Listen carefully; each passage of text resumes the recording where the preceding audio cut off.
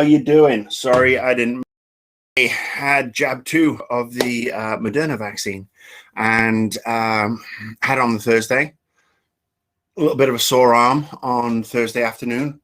Come Friday, a little bit woozy, a little bit out of it, a little bit not happy. So anyway, I hope you guys and girls are all well. If you happen to be in the chat room, come say hello. If you're not in the chat room, don't say hello. I don't know. It's all good fun, isn't it? Let me just see, make sure the streams are running. I'm seeing I'm rocking on 5 green bars right now. Although, let's face it, given that I have to deal with Spectrum Wi-Fi, probably the worst internet company in the world after AT&T. I mean, they make Earthlink look good. That's how shit they are. Yeah, let's see if we are up and running. Let's check my channel. Isn't it sad that I have to do this? But, you know, don't trust these fuckers. There you go. Up and running. Here we go. All right. Good. Boom. Okay. So, yes, Friday. Bear with me. I was up a little bit earlier than I planned this morning because we had roadworks outside the house, and they started promptly at 7 a.m. And let's face it, when you don't have kids,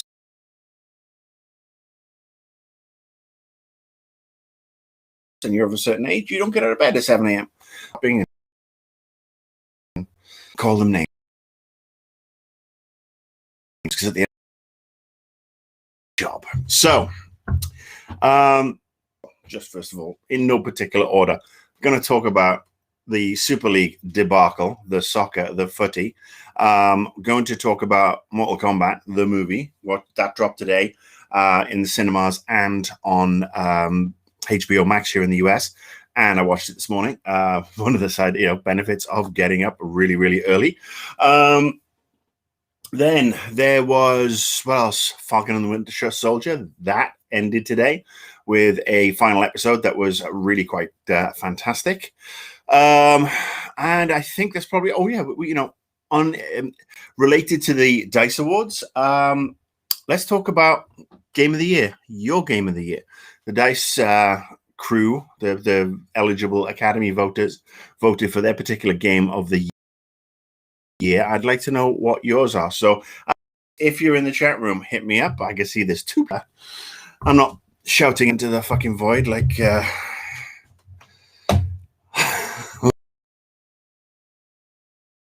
like a useless person. Yes, you know, it's really bizarre that when you see how many people are watching, how much it can impact you, the energy. But anyway, I'm going to crack on. I'm going to, you know what I probably should do? I should probably tweet out that I'm live right now. So to Twitter, so bear with me. No, I don't want to go to that. So I'm going to go here. And I'm going to go, nice to see you. Let me see. Let me tweet. Because I was lounging around in bed after watching the movies and went back to sleep. So bear with me. There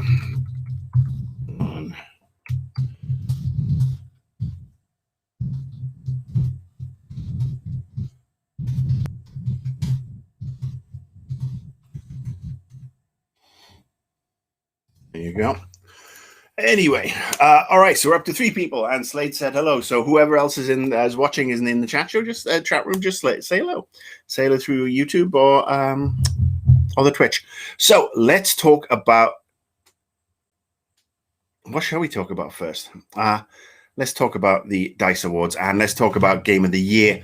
Now, obviously, the DICE Awards were yesterday, and the DICE Awards in particular are I'm going to talk about the Super League Grey Pad. I will talk about that next, but right now we're going to talk about the DICE Awards. Sorry, a cat just slammed into the door of my room, so I'm like, what? Yes, let's talk about that. A little bit discombobulated today, a little bit off. Maybe a cup of tea. So anyway, what happened to the DICE Awards yesterday? Well, they picked Hades pretty much as the best game of the year across the board, won several categories, including Game of the Year. And I'm not mad at it. Not mad at it at all. I think Hades is a great game. Very much enjoyed it. I think the crew at Supergiant are fantastic. I think they totally deserve all the accolades because every game they've done has been uniquely different. And they've got a reputation that is second to none. And so, yes, I got no quibbles with it at all. I will say, and one of the things I discussed earlier this week with some people was I think, with all due respect to Hades, if Cyberpunk, and this is the big if, because it just goes to show what a missed opportunity it was. If it wasn't such a botched launch, if it wasn't a buggy game, if it wasn't a disaster on console, Cyberpunk was the best game of last year, in my opinion. And I don't get me wrong, I really like Hades. What CD Projekt should have done in hindsight is one, maybe delayed the game till the spring, and maybe shit canned the Xbox One and the PS4 versions and just gone and launched it on PC and the next gen consoles and said, sorry, your old consoles not quite good enough. But you know, they had spent a lot of money and they need to make that money back. And you know, they could have even just released it on PC and done really, really well. But for me, that was the game of the year last year, and I'll tell you why. I mean, obviously, I've had the issues with the with bugs. You've seen them when I've done the live streams. I've talked about them numerous times. But I recently completed, I think, my fourth playthrough or my fourth ending. And the beauty is, when you get to a certain point, it automatically saves to an ending where you make your choices, and it gives you the chance to go back and experience other aspects. And each time I've done a different ending, it's a different kind of emotional gut punch. Some good, some bad, some sad. And it's just so well done.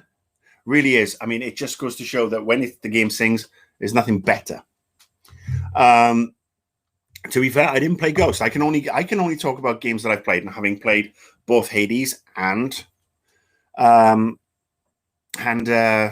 Cyberpunk stands out to me. Hades is a different kettle of fish, if you will. Hades is fun. Like I said, I bought it. I've played it. It's on my machine. I played it a lot, actually. But it got repetitive. And that's the thing. It's a roguelike game. And my problem with the roguelike games is that they do get really, really repetitive. And no matter how many times you create a dynamic, or pseudo dynamic dungeon experience, it's going to, if the rest of your game isn't perhaps strong enough, or your narrative isn't perhaps strong enough, it doesn't continue to be fun. I'll talk about that. I'm going to talk about this in comparison, because I'm going to I might sound like a hypocrite here, but one of the other things I've talked about recently was Diablo 3 and how much I enjoy going back to Diablo 3 time and time again. And the difference between Hades and Diablo 3 is that Diablo sucks me in every time, and every time I go back and I start a new character, whether it be a new season or whatever, I'm enjoying it. Yes, I've gone through these maps before. Yes, I've heard this story before. But because there's a variety of characters to interact with, and there's a variety of ways to play, where you've got your multiple different classes. In Hades, you don't have that. And that to me is the difference between a game of the year such as Diablo 3 or Cyberpunk and Hades. And like I said, I'm not dissing Hades. It's a fantastically lovely game. Just gets too repetitive for my cup of tea. Now, Ray has been very kind, has been putting out the whys and wherefores on who votes on the AIS board, AIAS board. So yeah, I mean, it's developers, and that's the thing. It is their peers, and their peers have voted, and like, you can't argue with it. I think the game is very, very deserving of accolades. Just from my experience, was my game of the year. I'm not dissing it.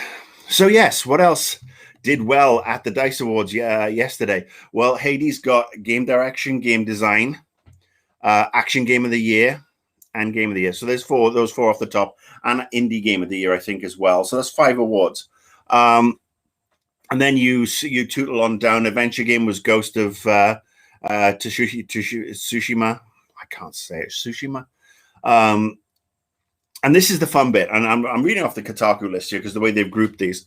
Family Game of the Year, Fighting Game of the Year, Racing Game of the Year, Role-Playing Game of the Year, Sports, and Strategy Simulation. That's 1, 2, 3, 4, 5, 6.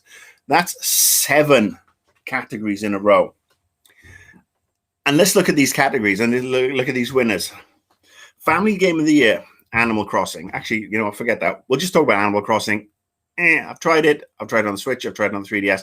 It's an old game. It's a fucking Facebook game. It's a grind. It's World of Warcraft without the fun is what it is. But if you then look at Fighting Game of the Year is Mortal Kombat. Racing Game of the Year is Mario Kart Live. Sports Game of the Year is Tony Hawk's Pro Skater. Role-Playing Game of the Year is Final Fantasy VII Remake. And Strategy Simulation Game of the Year is Microsoft Flight Simulator. Basically, the 1990s were good for games that are coming out now. How does it show that there is such a discrepancy in that we had all this originality in the 90s when things were much less powerful, consoles were much less powerful, PCs were much less powerful, so people had to be more creative in how they delivered their game design, that we are now looking at franchises that were started then. And look, 2 of those are fucking remakes. Tony Hawk's Pro Skater 1 and 2 and Final Fantasy VII Remake. We're talking about 2 PlayStation games claiming the best of awards for last year. Now, we know the pandemic done fuck things up, but for example, from a sports perspective, if I was EA, I'd be pissed. Maybe EA needs to make their FIFA games or their Madden games a little bit better. And then, you look at the role-playing game of the year, Final Fantasy VII. Come the fuck on. Was there not a better role-playing game last year than Final Fantasy? And this is where I'm going to go back to what Ray shared. If you scroll up, and in fact, I'm going to put this right here because I could show this. So Ray Padilla very, very kindly shared that. And this comes back to one of the issues I have with a lot of the way that the media and the industry tends to go. Fanboyism. And I've spoken about this before. Are you telling me that there was not a better RPG than a fucking remake of a Square game that was 25 years old? Come the fuck on. Hell, broken Cyberpunk is better than Final Fantasy VII. But no, we have to give Square its props. We have to love them because they remade a game that was 25 years old. And look, I like remakes and reboots. I'm looking forward to the Mass Effect one. I mean, I was tempted to buy the Final Fantasy VII one until I realized they split it into 2 halves. And, double your money, double the ripoff. No, thank you. Because at the end of the day, these are games that are absolute fucking grind fests slammed with movies that are 3 hours long. It's not interactive entertainment. It's not a video game.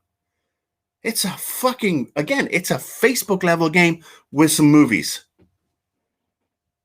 It's no fun to it whatsoever. The character, and look, I'm sorry, I am done with JRPGs, and I'm done with the industry fascination with fucking JRPGs. Because if it was a new one, fair enough.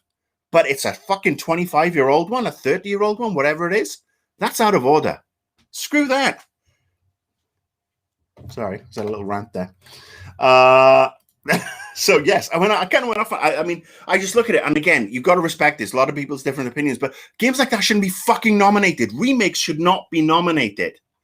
It's like when they remake fucking A Star Is Born for the 33rd time, and it gets Oscar nominated across the board. It's been done. No fucking thank you. I don't want to see Mass Effect Trilogy Remastered, Ultimate Platinum Edition, nominated for Game of the Year at the end of the year because it's old fucking hat.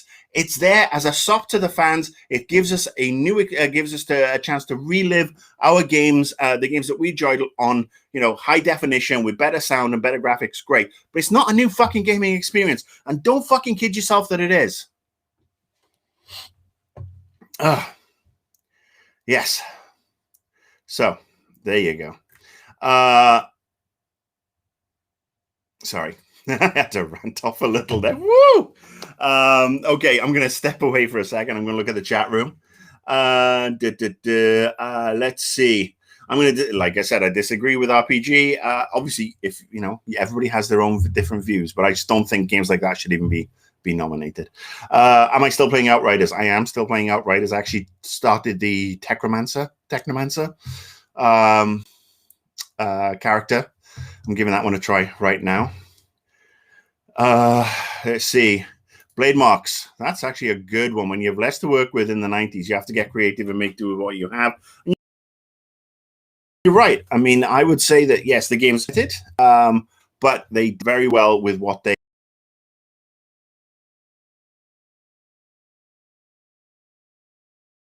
had to play with. All right. Sorry about that. We had a little bit of a glitch. Mark Simpson asks, how am I doing? Yes, I'm good. Basically, if you missed out the opening couple of minutes, no stream last week because I had jab 2 and knocked me for 6 the next day. Hammy and sleepy, and I went to bed and I slept for about 20 hours, I think, all told. But anyway, yeah.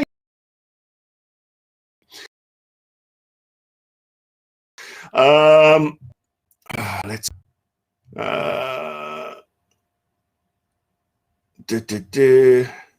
right, so the RP Genius is schooling me on Final Fantasy VII Remake. Apparently, it has been enhanced and it has been improved, so that's fine. I just think it's a damning indictment of the gaming industry again that we have, and I think it's also if you look at the damning indictment of the Nintendo Awards, that we're still talking about fucking Mario Kart, and we're talking about a game that launched on the 3DS 8-9 years ago in Animal Crossing as the best that Nintendo can put out, and this goes back to my resting on. Mark Simpson with a good question. Oh, look at that. Would you argue that remakes should only qualify for technical awards rather than best game or other artistic? I actually do. I think that's a great point. I think that if you do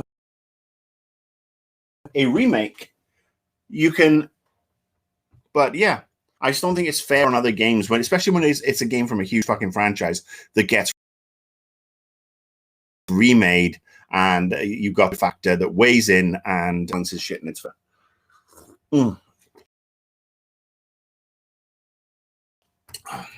Anyway, so there you go. Let's see.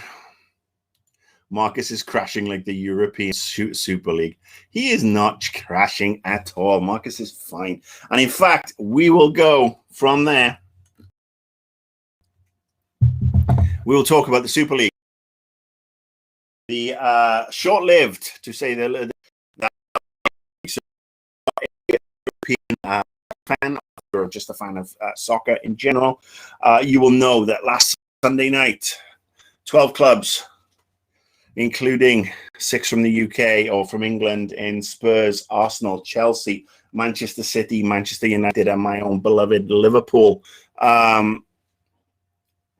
they announced that they were breaking away and were going to create a midweek European Super League. The other teams were Real Madrid, Atleti, Barcelona, Juventus, and the 2 Milan teams.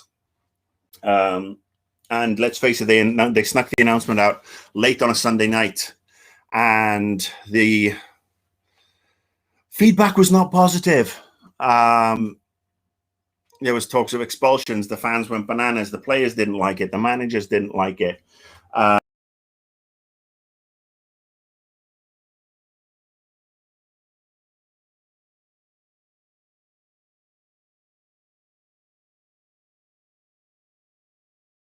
In the NFL, we have we have a closed shop, and the NBA, and there's no promotion, no relegation. Nobody can come up from a League 2 to come and play in the NFL East or whatever.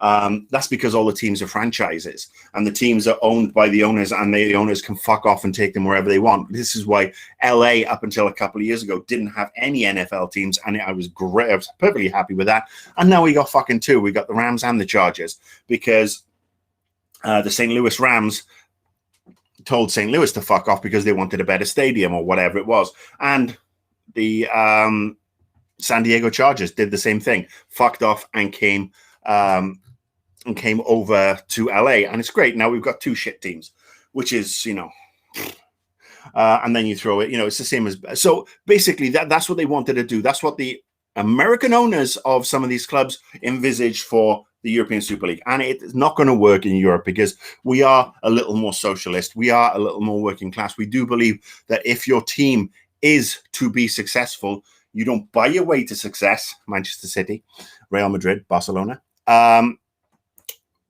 what you do is you earn it. You earn your way into the top four of the Premier League to get in the Champions League next year. Liverpool probably won't make the Champions League next year.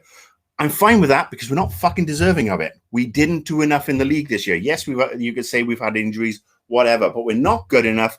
The current top four, Leicester, Manchester City, who are obviously going to win the title at Cantor because they deserve it. They've gone on this phenomenal run. Manchester United are in second. Sorry, just can't say anything nice about Manchester United. Leicester in third. They're having a great season. They're in the cup final.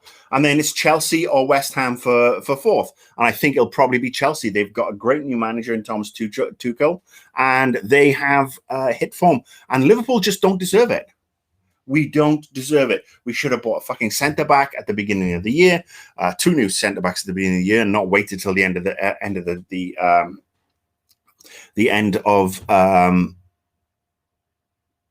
transfer deadline. Sorry, brain fart. So yeah, if you want to be in Europe and you want to play at the top table, you have to deserve it by winning the points on the field, winning the games, and that's it. This closed shop thing is fucking disgusting. It happens in rugby too, and I don't like it. I don't like that the rugby for the Celtic nations of Scotland, Ireland, and Wales, and that have done deals with Italy and now South Africa for leagues that are just no promotion, no relegation, and they've basically devolved the clubs into franchises, and it's not working. It's just not working because it's an alien concept to us in the UK, particularly. You don't get success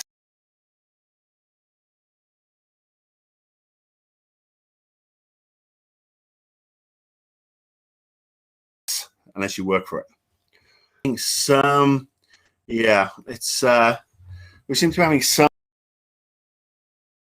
stream issues. I'm not sure what the stream I end if your end, but yeah. I'm glad it's gone. I'm glad it's gone. Now they're talking about doing some things to punish the teams that leave. I don't think they can punish the teams that leave because all they did was sign a letter of intent. They haven't actually done anything. The other thing is that UEFA and FIFA, two of the most crooked, only beaten by the IOC, the International Committee, the Olympic Committee, because they're a bunch of crooks too. Because UEFA have now put out their new Champions League stuff the same day, which is exactly the same as the Super League, but with promotion, relegation, or qualification, which nobody fucking likes. So nobody likes either aspect.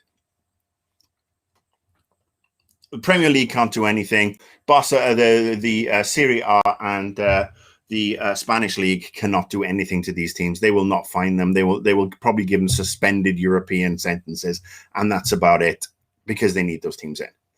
But I'm still not happy with the Liverpool ownership. I think the Liverpool ownership have tarnished their reputations, tarnished their legacy of delivering the first title for us last year in 30 years. I think they should sell up.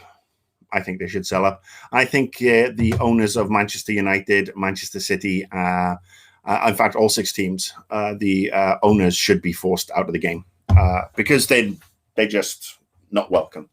Force them out and make new owners pass strict quality and decency, if you will, qualifications. They do have a fit person qualification to be a director or an owner of a soccer team, but they are a little bit flimsy. Make them a lot stricter. Make it so that there's no big conglomerates who are going to load clubs with debt. Manchester United. Make sure that there are no sports companies that basically try and fuck up 4 times in a row. Fenway Sports Group, or sports washing, such as the countries that own both Manchester City and PSG. In fact, I'd like to see the German model brought in, the 50+1, where fans own more of the team than anything else. So, anyway, all right, I am going to. Sorry, I'm just going to scroll back. What have I missed? Yes, my internet is crashing. I hope my internet is back now. Am I okay? Are we good? Yeah, see, the Brits and Raypad are all getting into this. Let's see. Do you think the American owners are getting too much stick? No, I don't. Let's face it, they're trying to implement an American model. They deserve everything they get. Absolutely. Bear with me 1 second. Let's just bear with me a second. I'm just trying to get to the bottom of this. Yep, thought so. So I'm just running a speed test, and I don't know what the deal is, but my speed test is showing me that I am getting an absolutely awesome 684 meg download. Let's see what my upload is. My upload is, my upload's only 6 megasecond, 5 megasecond. Oh, okay. Maybe I'll have to dial down my features. Anyway, yes, so Super League is dead. The owners of the 6 clubs should be forced out of the British game. And that's all I have to say about that.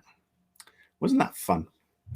Okay, sorry, rambly show today. This is why I have a very loyal, hardcore viewership, because only you guys can put up with my bullshit. Let's talk about Mortal Kombat, the movie. It hit this morning. Yeah, I haven't gotten around to the pre-recorded standalone videos yet. I've been dealing with other stuff, but I will, I promise. Let's talk about Mortal Kombat. The movie dropped this morning here in the US on HBO Max. Yeah, I don't know. I really don't know what to say. I'm so sorry. I don't know why I'm having this internet issue. Let's see if I can end some stuff. Nothing should be going on in the background anyway. All right. Yeah, I really don't know what's going on.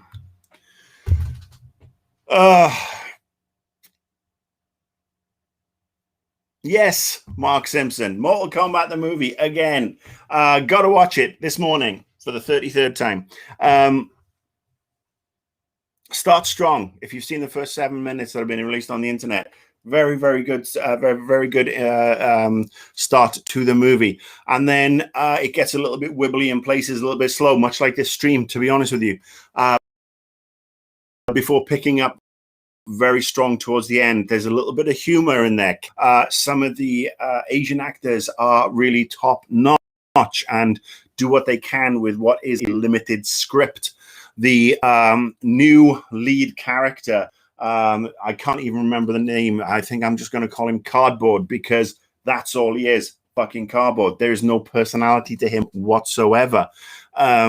He has a wife and kid, which we don't really need. Nobody needs Mortal Kombat fighters with families. This goes back to a discussion we had a couple of weeks ago, where movies that have kids in them should be beaten with a stick. Not the kids, just the movies. The fight scenes, great. On the whole, great. A little bit short, which I can understand. Special effects, top notch. Some of the acting, fantastic. The 3 main leads, and I'm talking about Sonya, I'm talking about Liu Kang, and I'm talking about Cardboard. They try, but they can't really carry a movie. They really don't have a huge amount of charisma. And they're dealing with, a janky script. I mean, it is, if you've seen the animated movie Mortal Kombat, Scorpion's Revenge. Pretty much seen the premise for this one to a certain degree. It's not awful. It's certainly better than Mortal Kombat Annihilation. But I'm going to go ahead and say, despite the better special effects, despite the strong Asian actors in the roles of Scorpion and Sub-Zero and Raiden, I mean, Raiden without a French accent is a fucking godsend, and Kung Lao and Liu Kang. Actually, no, Liu Kang will just move to one side. I'll put a pin in him and talk about him. But the mains, really, really good. Liu Kang from the original Mortal Kombat movie, Robin Shou, much better than this guy. Much more personality. I would say as a movie, the first one's better, but they've got some great cast in this one that I'd love to see put into that one, and the special effects and everything. Because, you know, but it's different. It's different. I'd give it like 3/4 of a thumb up. I'm not mad at it, but it's not the best video game adaptation at all, no matter what some people have said. And it's certainly not the worst at all, no matter, like some people have said. It's fair to middling. It'll probably get a sequel. Watch it. Let me know what you think. Cole Palmer, that's it. Although I prefer Cardboard. I think Cardboard's much better. I gotta say, his fucking power. Oh, I look like Aquaman. Aquaman, and I've got a bladed tonfa. Oh, look at me.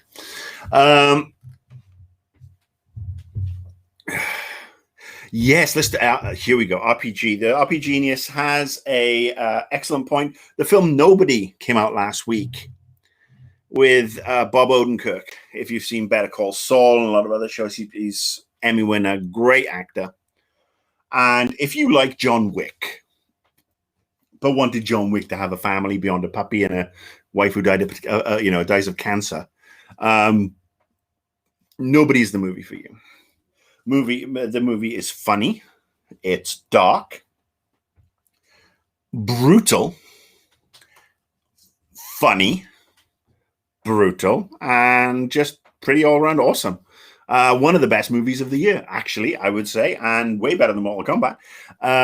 And yes, I thoroughly loved the movie. I spent $20 to rent it and watched it with the missus, and we laughed and we were uncomfortable and we laughed some more and we went, oh, look at the violence. And it was just great. It was the American fantasy right there. The white male American fantasy right there. Probably British fantasy as well, to be honest with you, of the guy who gets pushed and he just has this horrible life, or this he considers a horrible life of mediocrity, wife and 2 kids who don't respect him. And he doesn't, he's in a dead-end job. And yet all the while he just fights the urge to snap. And then something happens. There's a home invasion and things change from there. And it's fun. I want a sequel. It's going to be great. The sequel will be great. So yes, if it comes between the two, Mortal Kombat and Nobody, watch Nobody. Give them the money, because that movie is fucking awesome. Awesome. By the way, Slade Wilson with a let's get that one up. Joe Talsim. So, by the way, Joe Talsim is in one of my favorite shows on HBO Max called Warrior. It was on Cinemax for the longest time, 2 seasons. And then they brought it over to HBO Max, and they've just confirmed season 3 is coming to HBO Max. So if you like, I don't know how to, it's like Boardwalk Empire or, one of those great period pieces. Is set in San Francisco in the early 1900s when a lot of Chinese immigrants came over to help build the railroads, and they had to face a lot of racism and victimization. And it's based on something Bruce Lee tried to create. And it's come to TV, and it's gory and adult, and it's just a fucking awesome show. So if you haven't watched Warrior, I recommend you find it, enjoy it. Season 3 is coming. Probably won't be here till next year, but Joe Talsim is one of the main cast members there, and he's really good in the show. So there you go. Let's see. Okay. I want the movie with the Christopher Lloyd character from Nobody. Yes, the Christopher Lloyd character was actually quite awesome. Yeah, again, that end sequence. And look, there's a certain voice that you hear, and anybody who likes either bad American martial arts films from about 10 years ago, or indeed the Wu-Tang Clan, they'll recognize that voice.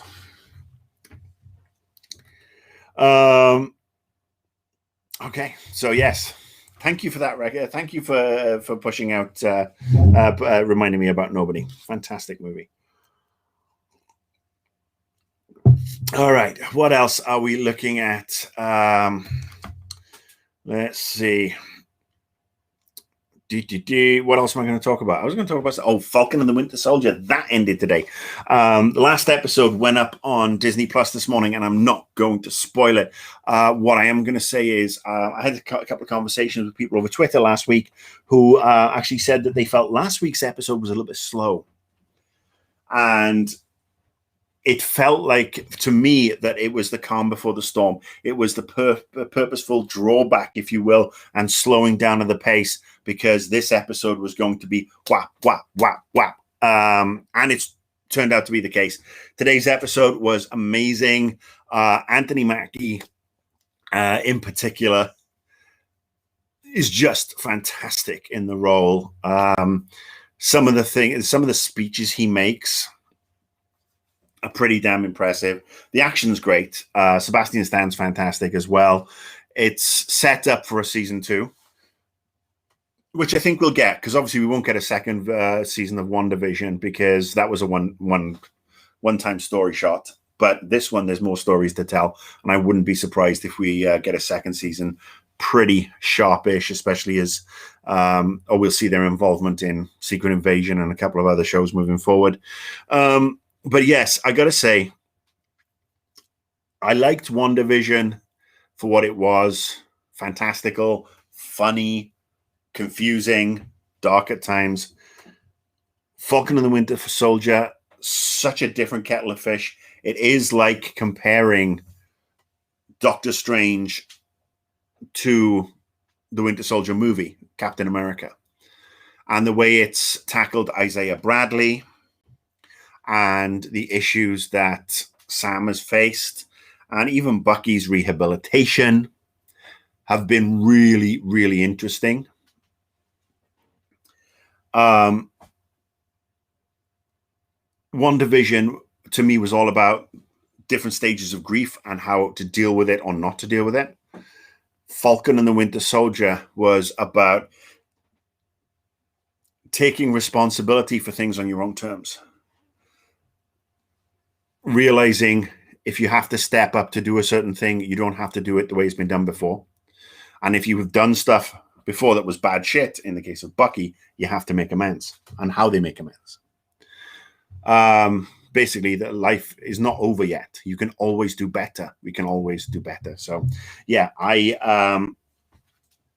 got to say, and it's not going to be a surprise if you watch last week's episode, you know that in that case from Wakanda that they put in front of Sam, there was a new Falcon suit.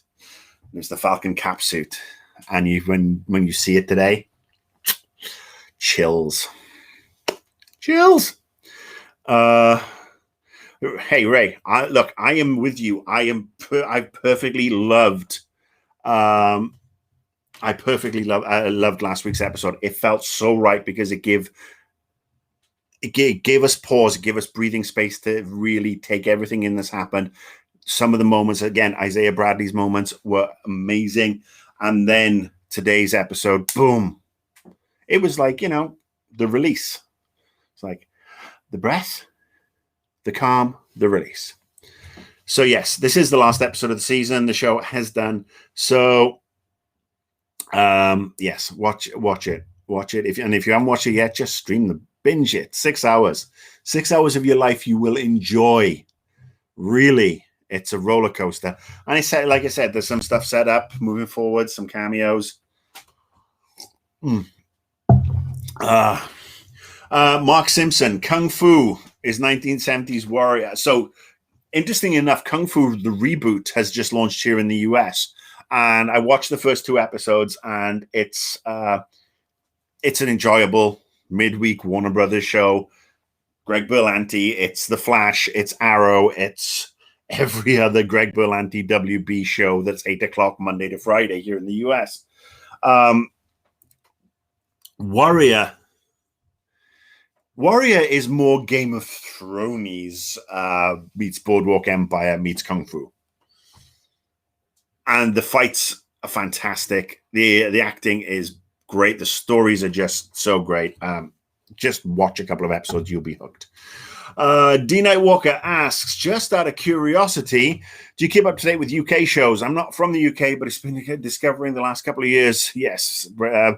I do try and keep up. I mean, obviously there are shows that are favorites for me that I do watch.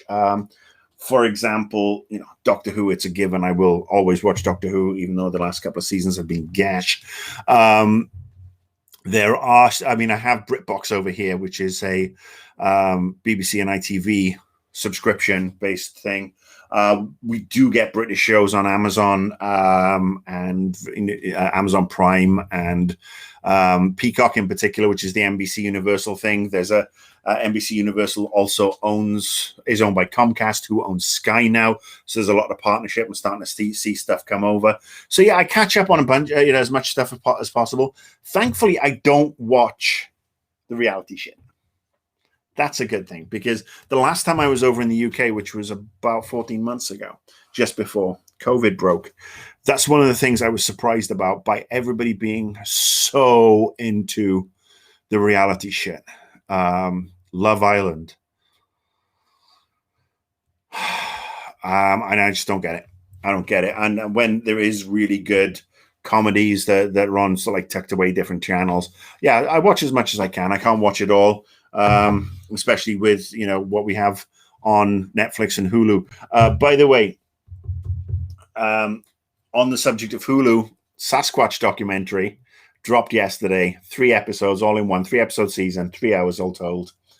Fucking batshit. It's all about a set of murders in Northern California in the early 90s on a bunch of illegal pot farms, because pot wasn't legal back in the 90s here in California. It is now, as of a couple of years ago.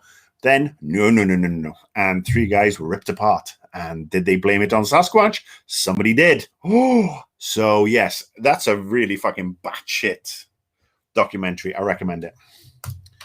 All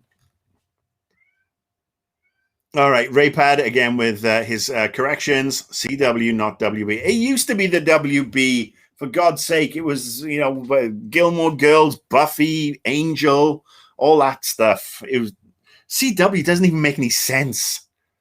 Country and Western Channel? What? CW's got to go away, and they've got to take all those shows, make them all R-rated, and put them on HBO Max, because that's the type of bastard I am.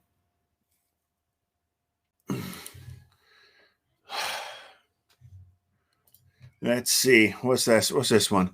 Only tune into terrestrial TV in the UK. Resent paying a TV license and then paying another subscription.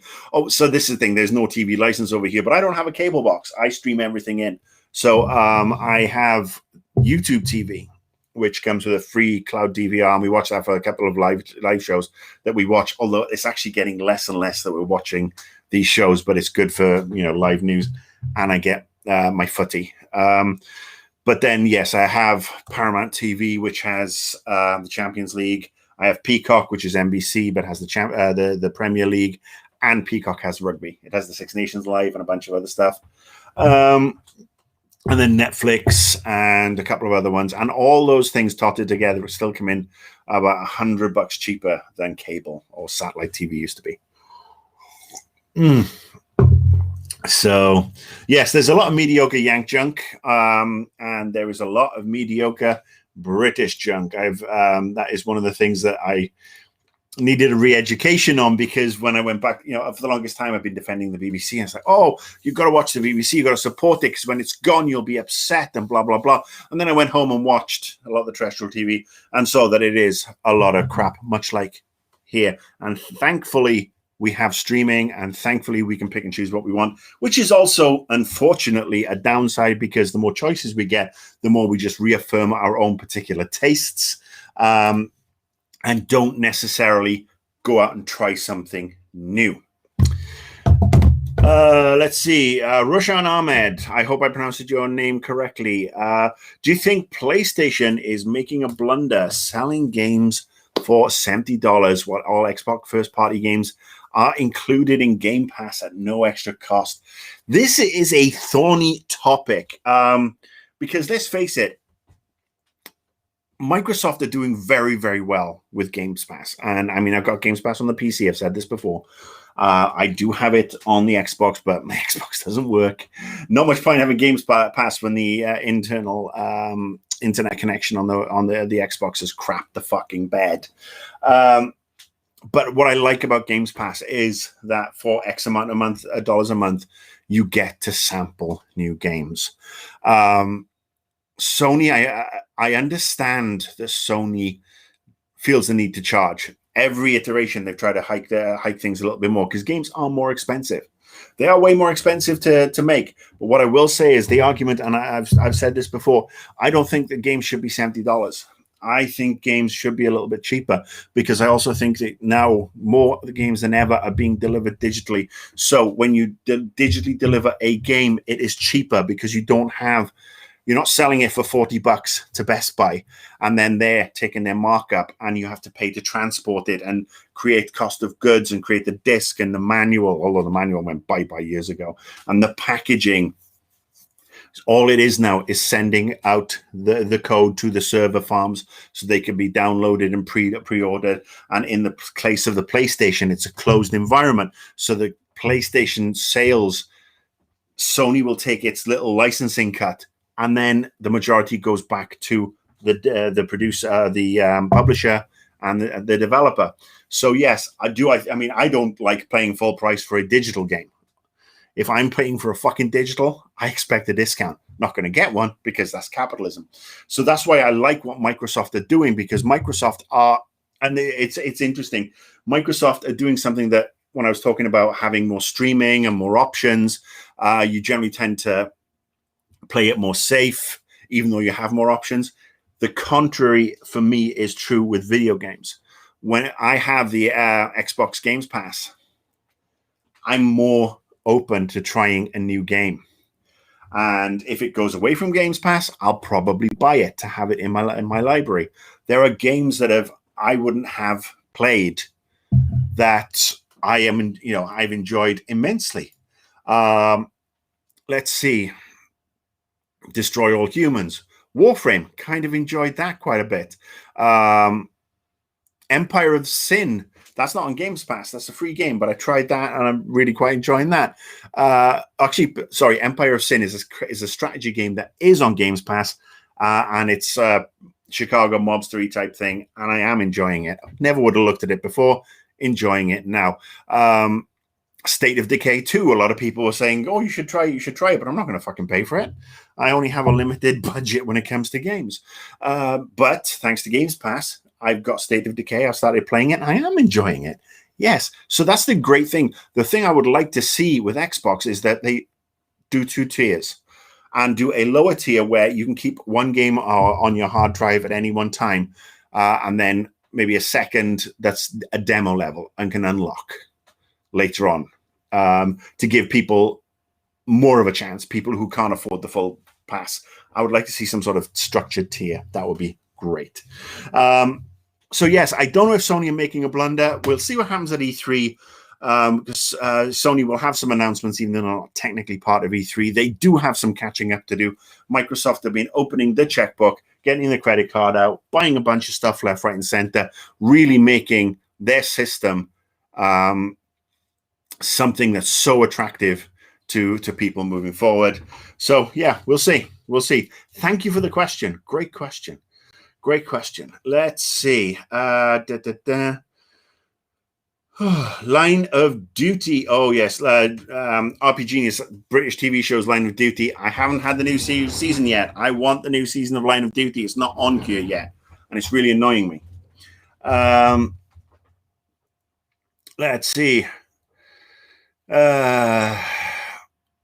Game budgets have outpaced retail prices greatly, says Raypad.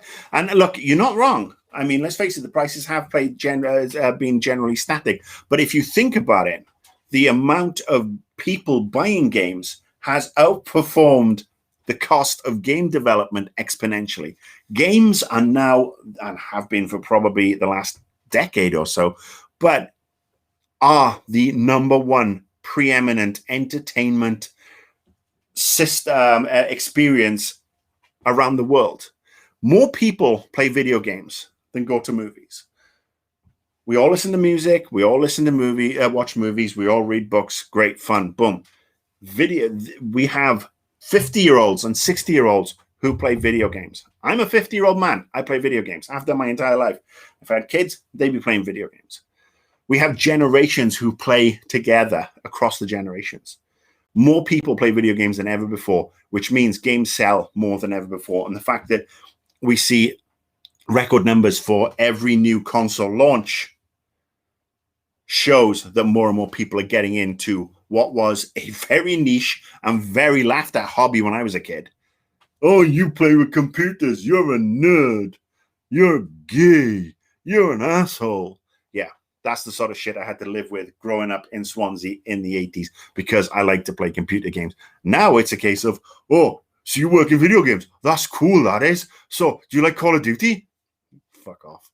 So that's why us nerds get upset and pissed off at things. Sorry. Little view into my psyche, my damaged psyche there. But yes, costs have gone up. Sizes of teams have gone up. But the profits have also gone up. And let's face it, if people weren't making a shit ton of money at $59.99 for a game, there'd be a lot less games. Ubisoft are not in this to be altruistic and make people happy. Neither are Bethesda, neither are EA, neither are anybody else. They're in it for the money. And the fact they are making the money at $59.99 means you don't need to go to $69.99. In my opinion, especially when your cost of goods starts to vanish. Let's see.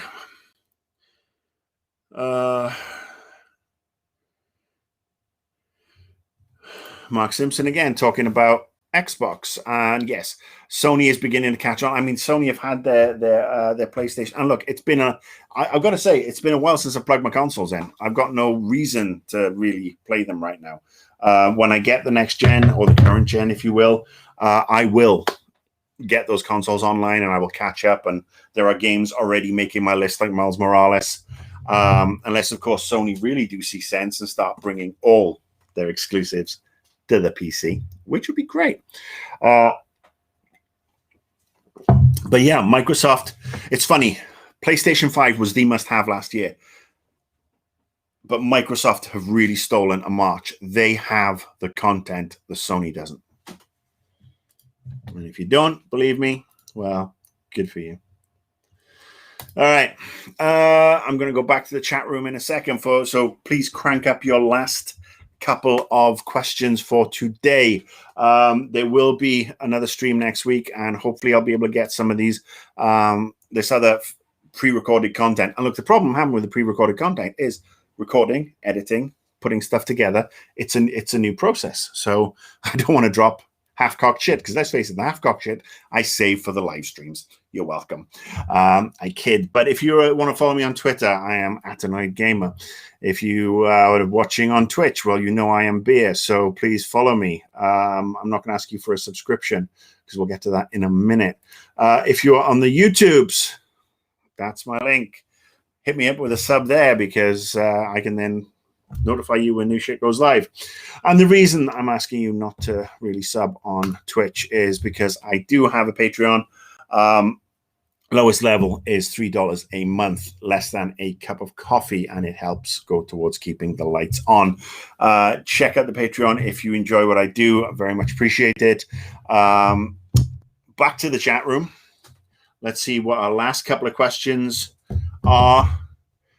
D-Night Walker, personally rate the UK dramas and comedies over the US ones, but yeah, tried to avoid all reality TV. And look, I will say again, I mean, the HBO stuff, HBO, Showtime, some of the Amazon stuff is top notch. Apple TV, that's another one. Let's face it, Apple TV gave us Ted Lasso. Ted Lasso is back in July. Ted Lasso is fucking awesome. If I don't know if you can get it in the UK yet, but I mean, the fact that it came from a bunch of sketches to promote, was it NBC getting the Premier League, and was evolved out of that into one of the happiest, funnest shows of last year. That when I was recuperating, I loved that show. It helped get me through a lot because it cured the homesickness, and made me laugh, and made me smile. And there's nothing malignant about that show. It's a sweet show. So yeah, Ted Lasso, oh, fantastic. But then we also have stuff here. There's a new show that's just dropped this week with Kate Winslet called The Mayor of Easttown. That's on HBO. That's been a great one. There was there was a show that came out last year with Ben Mendelsohn. HBO.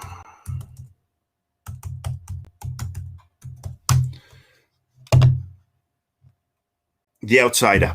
The Outsider series came out last year, and we're going to get a season 2 of that one, I think.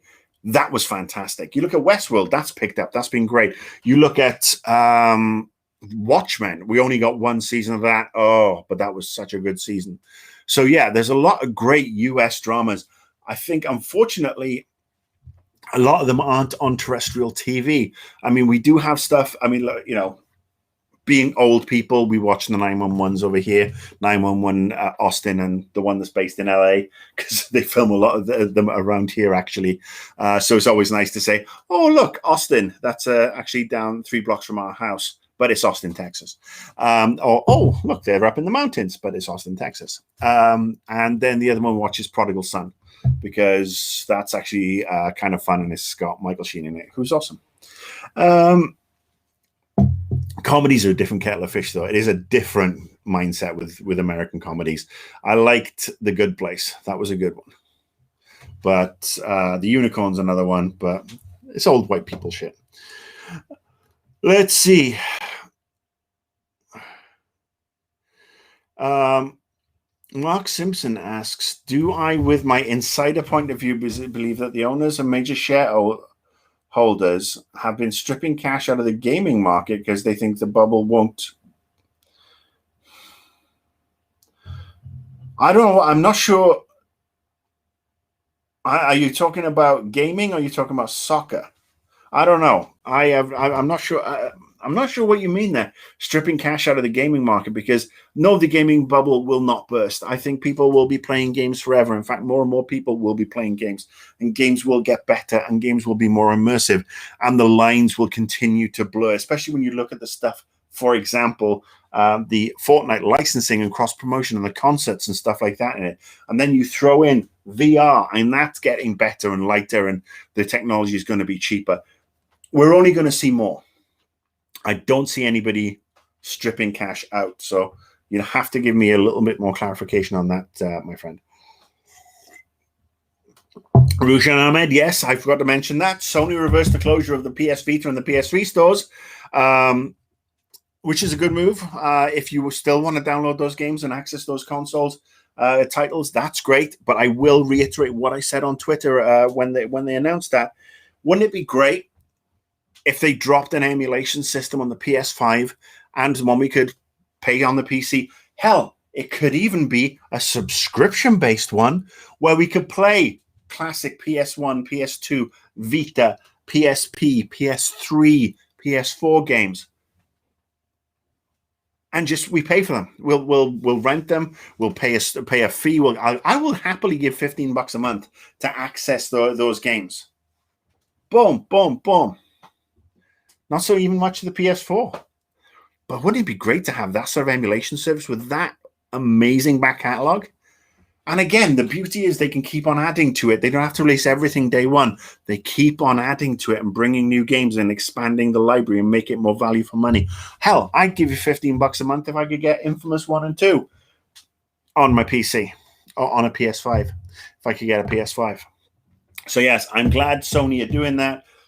They needed a PR win. They've been a little bit quiet. Let's see what's going to happen in the next couple of weeks or months. I'm sure that come June, they will have some hefty announcements for the end of this year because they are a very smartly run company. Yeah, we'll see. And they're not going to let Microsoft run away with everything as they have done so far.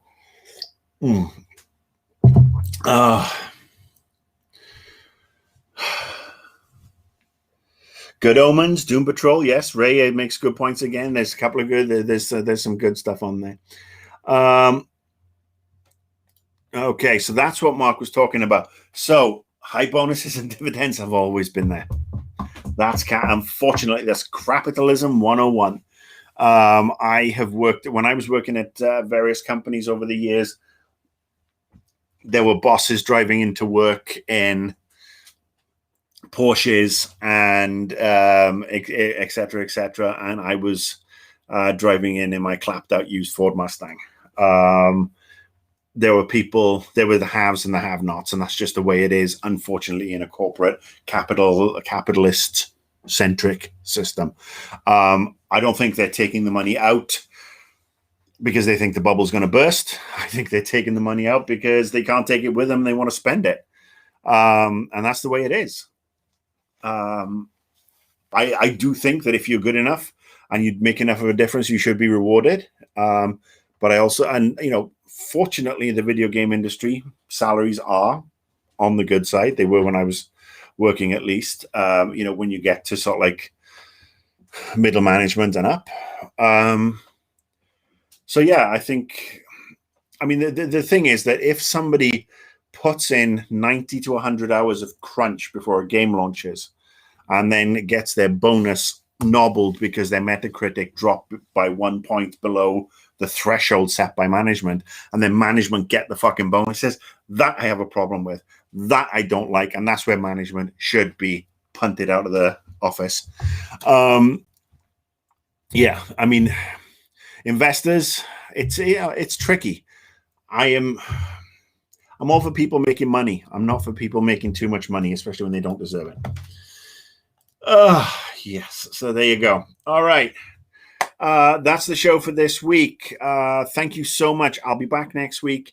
I will try and get some new, like I said, some new content up.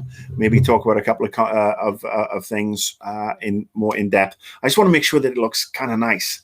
I don't want to put this half-cocked stuff out there over and over. I mean, there's a lot of competition. A lot of people do good stuff, amazing stuff, in fact. And just one-man bands are just like, boom, boom, boom, boom. And me, I'm like, what? Hang on. I'm so old, I have to have a different set of glasses to be talking to you now, because these glasses, and I literally, I should have an X marking my spot here so that I can read what you say in the chat rooms, because my other glasses, in fact, bear with me.